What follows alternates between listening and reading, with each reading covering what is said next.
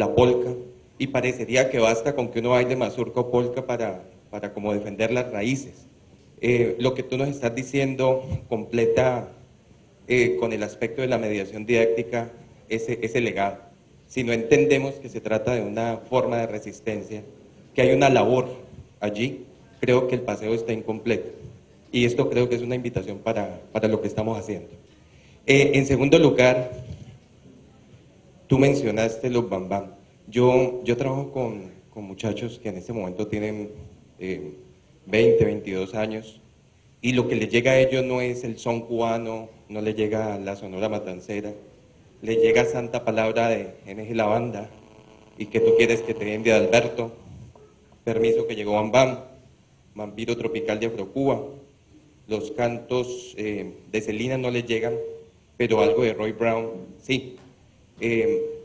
Y veo en todas esas manifestaciones, sí, no solo una manera de aludir el tema afro, sino también posturas, ¿sí? En que tú quieres que te den, no juegues a la doble moral.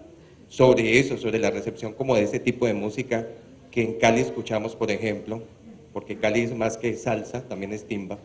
¿Qué nos puedes decir? Bueno,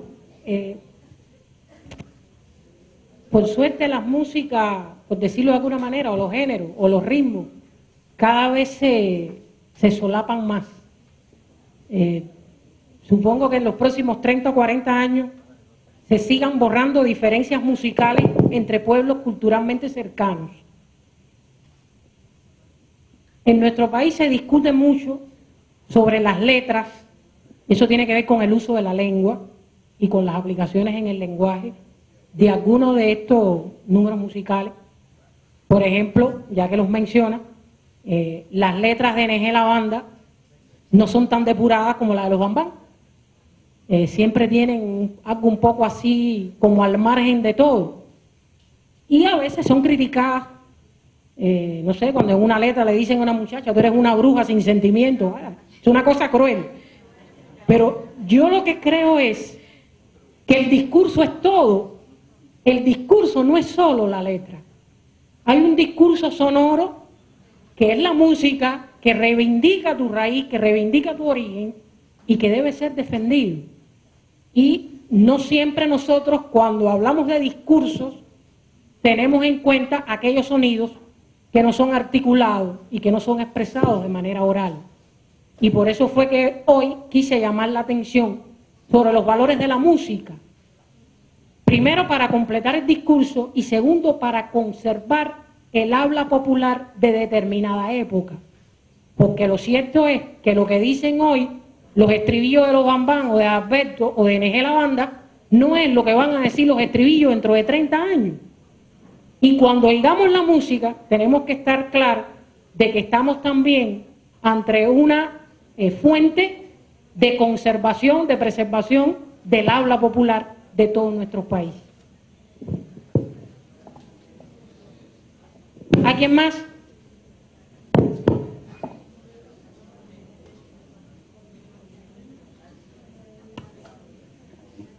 Hola.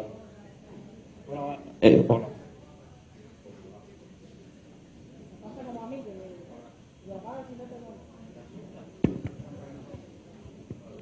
Bueno, perdón. Mi nombre es Julio, vengo de Barranquilla y complacido de escucharte.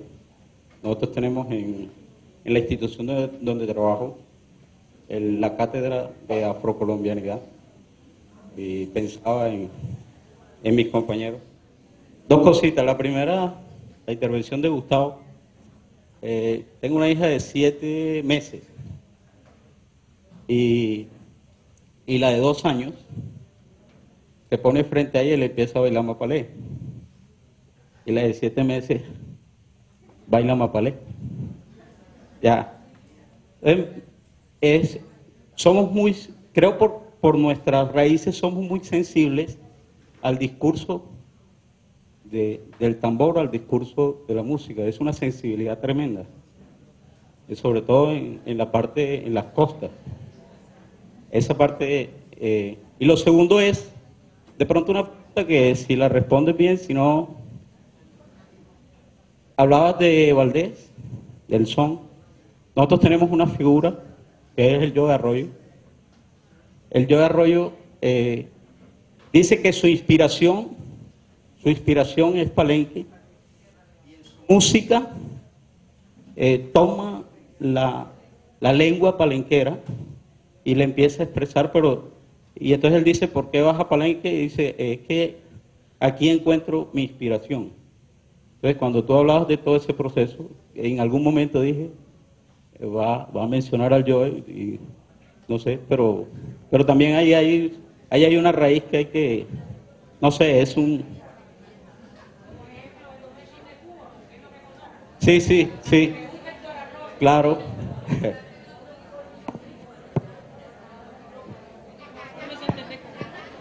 No, yo le decía que yo tomé ejemplos de Cuba porque es lo que conozco, aunque por supuesto conozco la música de Héctor Arroyo, la he disfrutado y bailado también.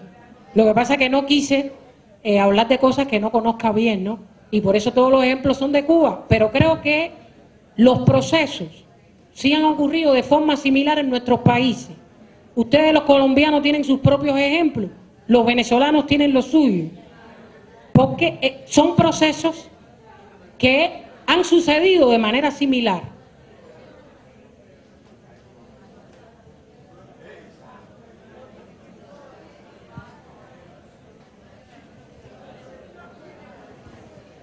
Buenas tardes.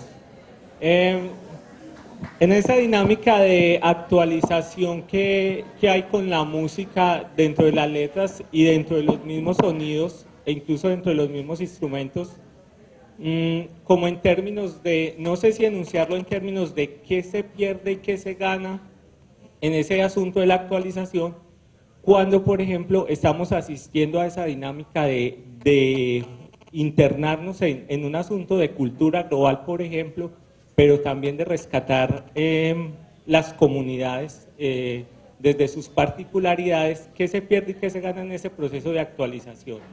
Pues sí, no sé si sea muy categórico enunciarlo así, pero o qué se dinamiza si no en ese proceso.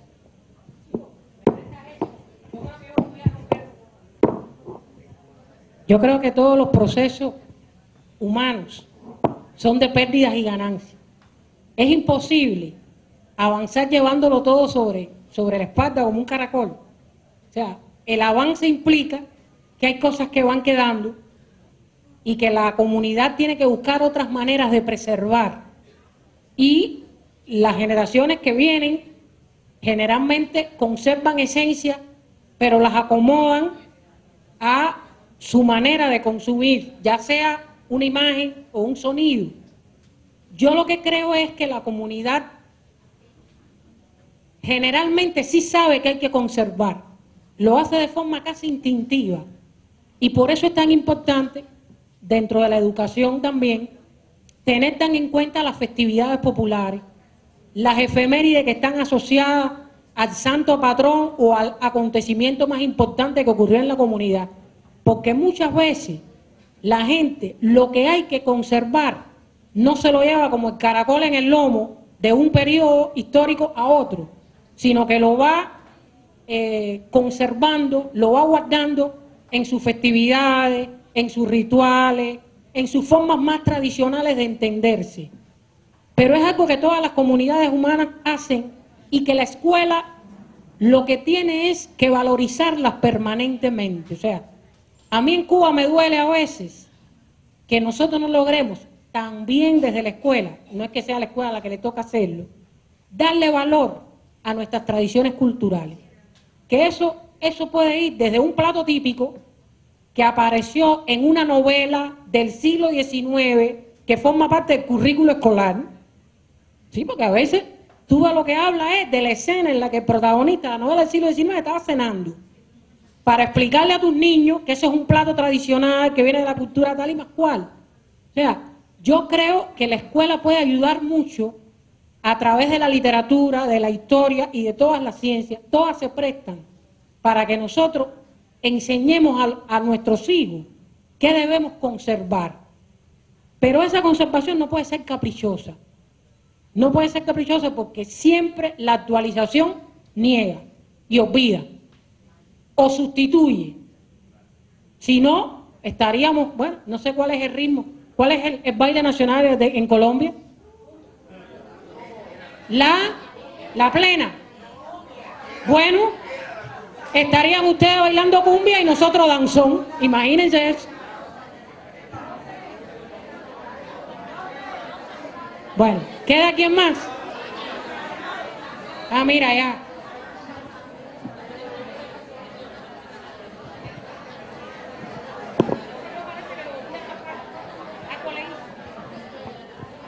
Dos. Buenas tardes. Profe, usted tocó un punto fundamental en el ejercicio de análisis que usted trae hoy, y es cómo mucho del discurso contestatario que hay allí subyace, o sea, no está explícito. Hay que ese es un punto central porque en otras experiencias hemos conocido también trabajos con música, pero se han visto, se han puesto en el escenario de, es que trabajemos esta música porque es a la que le gusta, me disculpan esa expresión, a los muchachos, ¿cierto? Entonces allí hay como un tránsito que hay que hacer entre no caer en el rango del gusto sin dejar de caer pues, o sea, no llegar a él. El profesor lo decía ahorita, o sea, a los muchachos les llega más ciertas cosas, pero para poder que el ejercicio efectivo sea descubrir muchachos que ahí se dice otra cosa, o que están otras palabras puestas, que no es simplemente el ejercicio de la puesta en escena como tal. La pregunta en sí es, ¿cuál es el tránsito? O sea, ¿cómo llegar desde este lugar al otro sin perder en esencia? Y obviamente, pues, profe, yo sé que no es pedirle que nos dé una receta ni una solución así ya radical, sino cómo hacer ese tránsito para evitar caer en esos otros lugares comunes que podrían generarse aquí. Yo te voy a responder con un ejemplo. En Cuba nos hemos esforzado mucho por defender el lenguaje correctamente expresado, el español de Cuba correctamente expresado. Y hay toda una polémica que incluso se discutió hasta en la última reunión de la Asociación de Escritores y Artistas por las letras del reggaetón. En Cuba el reggaetón tiene fanáticos por debajo de los 30, amplia mayoría, tiene una tímida mayoría, a lo mejor no lo es, pero a mí me lo parece por la radio de mis vecinos y por sus equipos electrónicos, quizás entre los de 30 y 40, y a partir de ahí empieza a decrecer hasta llegar a una generación alérgica al menor sonido de reggaetón.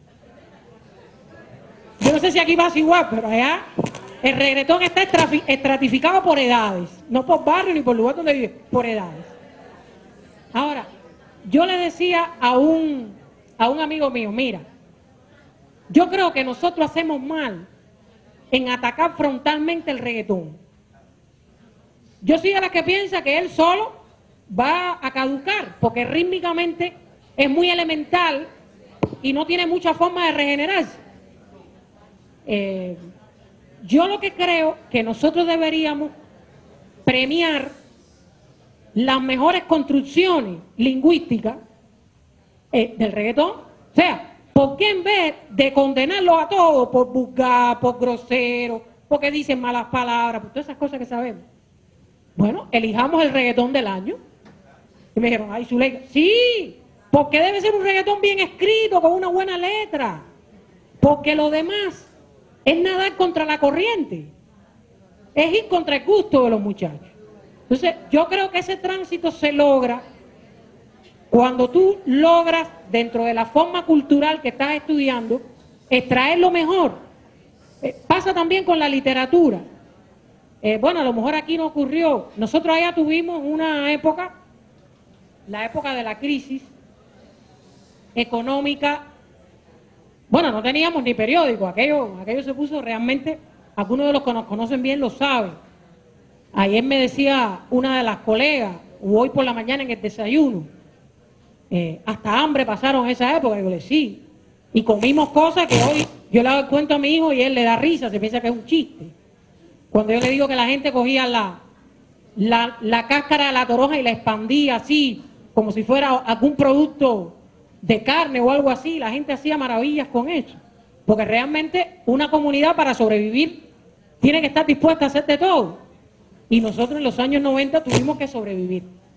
Pero en esa época, la literatura que se produjo tenía mucho que ver con la crónica del momento.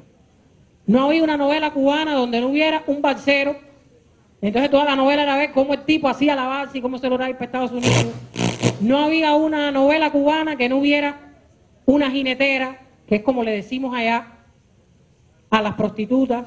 No había una novela cubana que no tuviera un alcohólico o un hombre que destilaba alcohol, uno que vendía en el mercado negro, no sé qué. O sea, la literatura de la gente más joven en esos años se convirtió en una especie de crónica social de lo que estaba pasando con la sociedad, de los problemas que teníamos como sociedad y de las angustias materiales que teníamos que vivir todos, casi sin excepción. Porque en esa época, casi sin excepción, todos la pasamos bastante mal. ¿Qué ocurre? Bueno, después la situación empezó a mejorar, se restableció la normalidad y hoy cuando tú comparas una novela de la vida cotidiana en Cuba en el año 2010 con una que se haya escrito en el 95, te das cuenta que la segunda es más descarnada, más periodística, menos literatura, menos estilizada, que lo que quiere es describir el hecho y no ir a las raíces. Pero ¿quién hizo esa criba? Y a veces un mismo autor, el tiempo. Lo que en un momento funcionó porque era lo que la gente estaba viviendo y lo que todo el mundo quería compartir, hoy es lo que mucha gente quiere olvidar. Y entonces, sin restarle valores literarios a esa novela, estoy absolutamente segura que los críticos del futuro, cuando tengan que citar de un autor cubano cuál es su novela más importante o cuál es su novela más trascendente, muy pocas de las que se escribieron en esa época quedarán en ese decálogo o en ese estante imaginario de lo mejor de la literatura cubana, porque es el tiempo el que hace esa criba y el maestro lo que puede hacer para no ir contra la corriente es darle a sus estudiantes herramientas para que ellos por sí mismos puedan hacer ese análisis. Y lo que sí me doy cuenta es que en las edades de los muchachos que trabajan, la mayoría de ustedes, hay muchas cosas más importantes que un buen libro, aunque sea de literatura o que un libro de texto. Y a veces, para uno lograr desarrollar la clase y tener un hilo conductor que no se rompa, a veces hay que escoger una canción, a veces hay que escoger una película. A veces los muchachos llegan al aula hablando de la película y el maestro dice, no, ahora vamos a la clase. Bueno, si usted también vio la película, busque la manera de ver cómo usted empieza por la película y termina por la clase, porque si no se va a pasar nadando a contracorriente todo el tiempo. Es mi experiencia, ¿no? No sé si contesté su pregunta. Y de verdad que ustedes no tienen calor.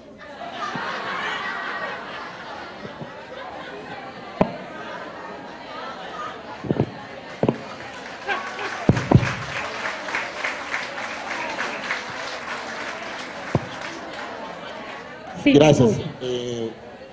Tengo una inquietud. Diga su inquietud. Sí, no, estamos escuchando... Los que están saliendo son los que tenían calor y por pena conmigo se habían quedado aquí resistiendo. Estamos escuchando su conferencia, última atención. Y bueno, yo personalmente creo que en su discurso pareciera que el concepto de lo cubano resume todo. La cultura cubana, la cultura musical que tiene tantos elementos africanos, no parece tener, digamos, un concepto específico. Es decir, usted no se refiere a lo afrocubano, sino que se refiere a lo cubano. Eso nos genera a nosotros una inquietud grande acá, porque pertenecemos a un proceso de reivindicación de la cultura afrocolombiana. En un país tan complejo como el nuestro,